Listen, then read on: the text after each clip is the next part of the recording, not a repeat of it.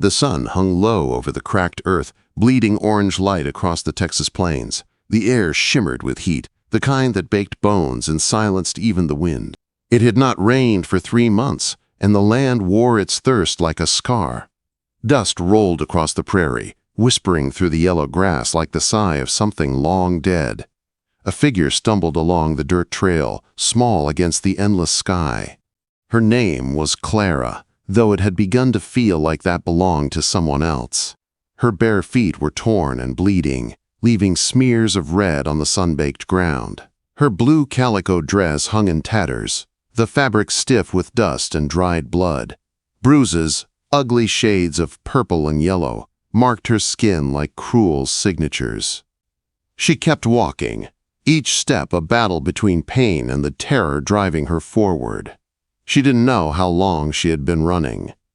The sun had been high when she fled, and now it sank behind the ridges, painting everything in dying light. Her breath came ragged. The memory of rough hands and laughter, cold, mocking, echoed in her mind. She had escaped in the dead of night, barefoot and desperate, leaving behind screams and shadows. The men she fled from were monsters dressed as miners. What they had done could never be undone. Clara's throat burned. Her lips were cracked and bleeding, her eyes wild with exhaustion. Somewhere above, a vulture circled lazily, patient and certain. She whispered a prayer that her legs would hold a little longer. She wasn't ready to be bones in the dust. Not yet. Then she heard it, hooves, slow, steady, coming from the north. Fear clawed its way through her chest. They'd found her. Her pulse roared in her ears as she looked around for cover, but the open prairie offered no place to hide. She tried to run, but her strength gave out.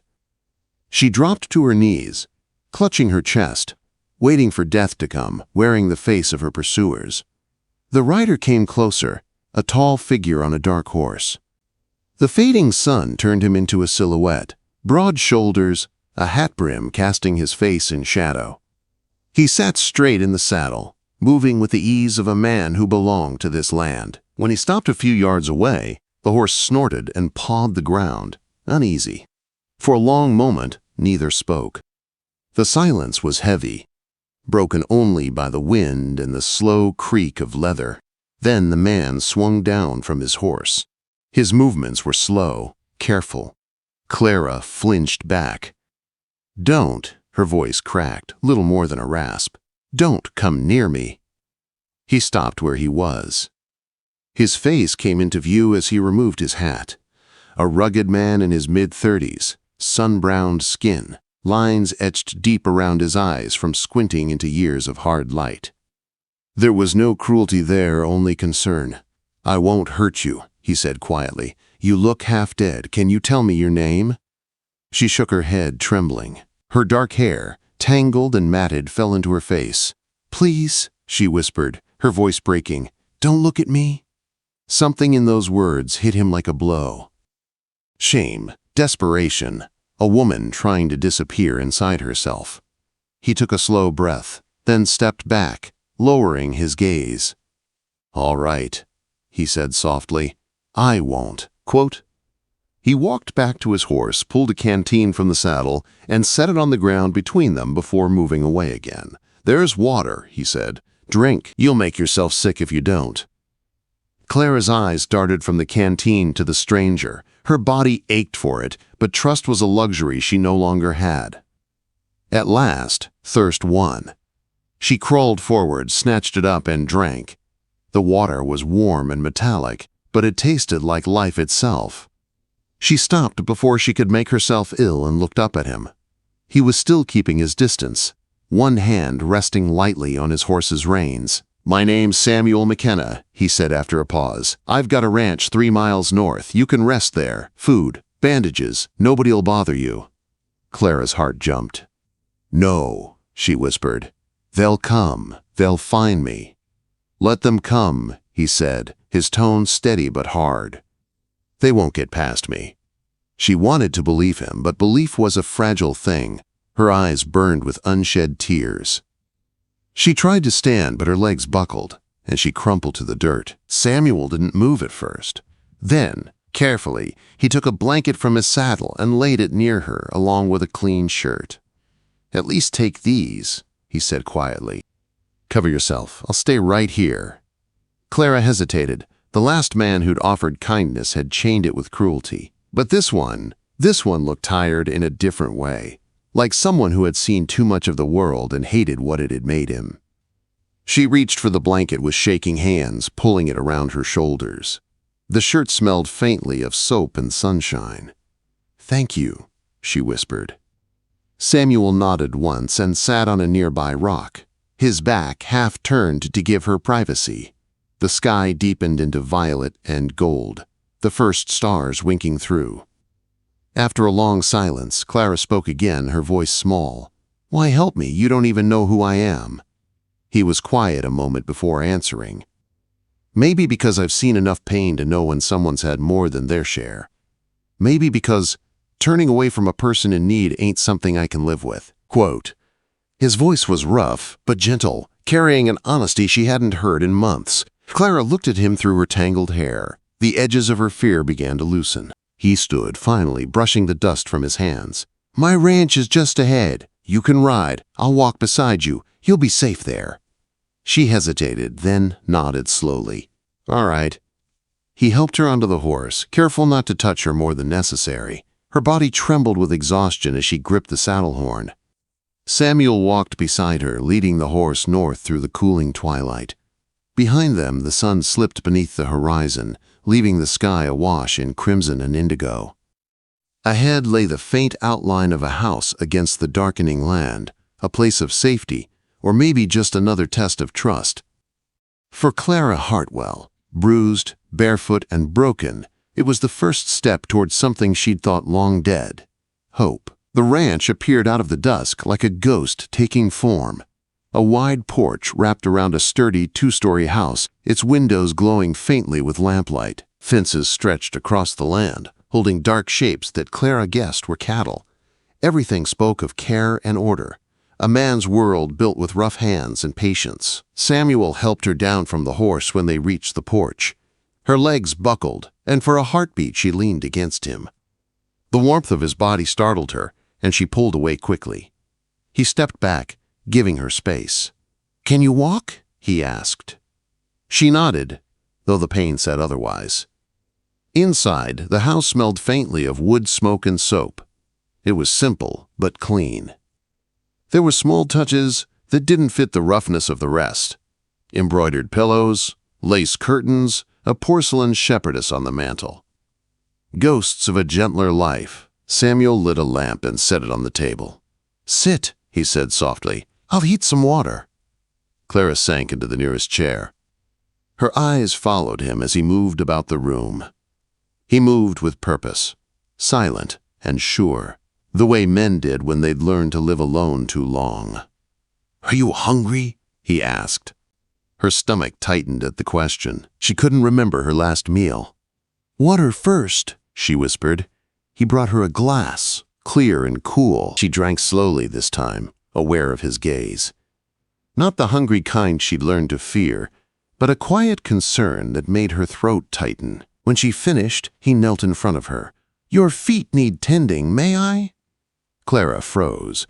Her instinct was to say no, to refuse any touch, but her feet were torn open, bleeding through the bandages she'd made from her skirt. She couldn't do it herself. After a long pause, she gave a small nod. Samuel fetched a basin of warm water, carbolic acid, and clean cloth. He worked carefully, his hands steady and gentle. Clara bit her lip as the disinfectant burned. He said nothing, but his jaw tightened each time she winced. "What did you walk through?" he asked quietly. "Everything," she said. "Rocks, thorns, glass near the mining camp." He looked up sharply. "Mining camp?" She hesitated, then whispered, "Copper Creek." Samuel's face darkened. "That's 50 miles south. What were you doing there?" Quote, "I thought there was a teaching job," she said, her voice trembling. "An advertisement in the paper, but there was no school, just men. Drunk, cruel men." She stopped, the rest caught in her throat. "They wouldn't let me leave." Samuel said nothing for a moment. His hands stilled, and when he spoke again, his voice was low, dangerous. "You got away from that place alone?" "I ran 3 nights ago." He finished bandaging her feet, then stood and moved to the window, staring out into the dark. "You're safe now," he said at last. "No one will hurt you here." "I can't stay," Clara said. "They'll come looking. You don't know those men." He turned toward her, his eyes hard. "Let them come. This is my land. No one takes anything from me again." The words carried a weight she didn't understand, a memory that hung between them. Later, he showed her the kitchen. "There's hot water," he said, "and soap. My wife kept plenty before she passed. Take your time." The mention of his wife startled her. She hadn't seen a woman's touch here in years, yet traces lingered. Lace curtains, the roses outside. "I'm sorry," Clara murmured. He gave a short nod. 3 years ago, fever took her and our little girl. Clara's heart ached. "I shouldn't be here. I'm a stranger." "You're not a burden," Samuel said firmly. "This house has been empty too long." After he left her alone, she bathed in the kitchen, scrubbing away blood and dirt until her skin burned. The clean water turned brown, then pink. When she finally slipped into one of the shirts he'd left for her, soft cotton, smelling faintly of sunshine, she felt more human than she had in months. Upstairs, she found the room he'd mentioned. It was clearly a child's, covered in dust sheets but preserved with care. A small quilt, embroidered with tiny horses, lay folded at the foot of the bed. Clara touched it gently and felt tears rise unbidden. She sank onto the mattress and wept. For herself, for the little girl who'd slept here, for everything lost to cruelty and fate. Downstairs, Samuel heard her crying. He stood by the fireplace, one hand resting on the mantel. Every instinct told him to go to her, to offer comfort. But he stayed where he was. He knew too well that some pain needed space. When the sobs finally quieted, he carried a tray upstairs and knocked softly. "Miss," he said through the door, "I brought you something to eat." The door opened a crack. A single green eye peeked through, red from crying. "My name is Clara," she whispered. "Samuel," he replied. "Pleased to meet you, Miss Clara." She opened the door wider and took the tray. "Thank you for everything." "You don't have to thank me. Just rest. We'll talk in the morning." Before she closed the door, she hesitated. "Are you alone here?" He nodded. "I have 3 hands working the range. They'll be back in a few days. Till then, it's just me." That seemed to comfort her. She nodded once. "Good night, Mr. McKenna." "Good night, Miss Clara. Lock the door if it helps." He heard the soft click of the lock and exhaled. Then he checked his rifle and sat where he could see both the front door and the stairs. If anyone came looking for her, they'd have to get through him first. The house was quiet except for the crackle of the dying fire. Outside, coyotes howled in the distance, their cries thin and lonely. Samuel thought of the bruised woman upstairs. The courage it must have taken to run barefoot into the desert. The shame in her voice when she said, "Don't look at me." He stared into the embers and made a promise he meant with every scarred inch of his soul. No one would ever hurt her again. Morning came soft and golden over the Texas plains. The air smelled faintly of sage and rain that hadn't fallen. Samuel had been up since dawn, checking fences and water troughs, trying to quiet the restlessness inside him. Every thought returned to the woman upstairs, Clara Hartwell, fragile and fierce all at once. When he stepped back into the house, she was in the kitchen, moving carefully on her bandaged feet. She'd braided her dark hair and borrowed one of his wife's skirts, the fabric pinned at the waist to fit her smaller frame. The sight stopped him cold. She looked less like the ghost he'd found in the desert and more like someone fighting her way back to life. "Good morning," he said. She jumped slightly, then smiled shyly. "Morning, Mr. McKenna. I made coffee." He poured a cup and leaned against the counter. "You don't have to work, Clara. You're still healing." "I need to do something," she said quietly. "If I sit still, I start thinking." He understood that too well. Then coffee's a fine start. They drank in silence for a while, sunlight spilling across the wooden table. For a brief moment, it almost felt normal.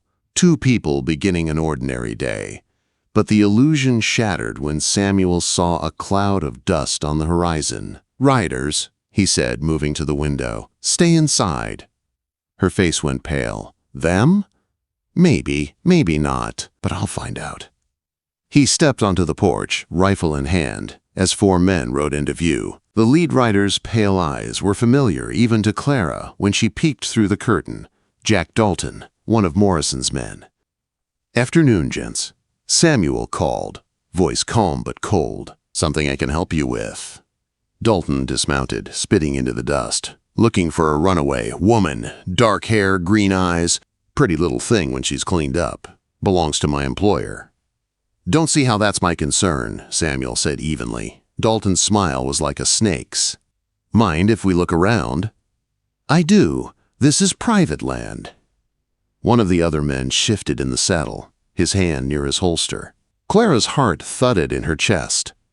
She saw Samuel's stance change, just slightly, but enough. A man who'd been in fights before, who knew what came next. Then came the sound of more horses from the north. 3 riders. Samuel's ranch hands returning early. Bill Henshaw at their head, rifle resting easy in his lap. "Problem here, boss?" Bill called. "No problem," Samuel replied, never looking away from Dalton. "These men were just leaving." Bill's voice hardened. "Then best they get moving. Sun's low, ain't safe riding after dark." The odds had changed. Dalton glared, but he wasn't a fool. "This isn't over," he muttered, swinging into his saddle. "Morrison doesn't forget."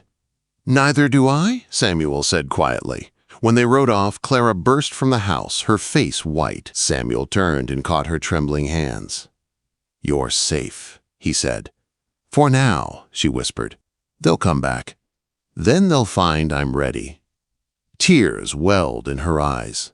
"I'm bringing danger to your door. You should have let me go." Samuel's jaw tightened. "You think I could have left you to die out there? I told you, Clara, you're under my protection. That means something to me." Her voice broke. "Why? Why risk yourself for someone like me?" He looked at her, really looked, and the words came raw from his chest. "Because I've already lost everything that mattered. Because seeing you fight to stay alive reminds me what it means to live again." Something shifted between them then, something fragile and unstoppable. That night the house was quiet. Samuel sat by the fire while Clara lingered in the doorway. "I can't keep hiding," she said. "If I stay, they'll destroy what's yours." He rose slowly. "Then they'll have to destroy me, too." Quote. Her eyes filled. "Don't say that." "I mean it." His voice softened. "Clara, I spent 3 years wishing for a reason to wake up in the morning. You gave me one." Her breath caught. "You shouldn't say that." "Why not?" "Because if you look at me that way, I'll start to believe I'm worth saving." He stepped closer, close enough to see the flecks of gold in her green eyes. "You are." She trembled, not from fear, but from something deeper, something she hadn't felt since before the world broke her. "Don't look at me," she whispered, tears glimmering. But he didn't look away. He sank slowly to one knee before her, his rough hand hovering near her cheek but never touching. "Then let me see you," he said quietly. "All of you. The pain, the strength, the woman who walked barefoot through hell and kept going." A sob escaped her throat, part anguish, part relief. For the first time since the night she'd fled, she let herself cry freely, not from terror, but release. Samuel rose and pulled her gently into his arms. She stiffened, then slowly melted against him. "You're safe now," he murmured into her hair. "No one's ever going to hurt you again." Outside, thunder rolled over the plains. The long-awaited rain finally began to fall, soft at first, then fierce. The roof drummed with it, the scent of wet earth filling the room. Later, when the storm eased, Clara stood by the window, wrapped in his old blanket. Samuel watched her silently, knowing words would only cheapen the moment. She turned to him, eyes luminous in the lamplight. "You lost your wife," she said softly. "Your daughter. And still you gave kindness to a stranger." "I gave it to someone who needed it," he said, "and maybe to myself, too." A faint smile touched her lips. Maybe we both needed saving. He crossed the room, stopped inches from her. "You saved me the minute you walked out of that desert." For a long moment, neither moved. The air between them felt alive, thick with all that had been unsaid. Then Clara reached up, her hand trembling as it touched his face. "Samuel," she whispered. He caught her hand, pressing it to his heart. "You don't ever have to be afraid again." Outside, the rain washed over the land, bringing life back to the parched earth. Inside, two broken souls began to mend in each other's arms. The desert had tried to break them both, but in the quiet after the storm, Samuel McKenna and Clara Hartwell found something neither believed they'd ever deserve again. A beginning.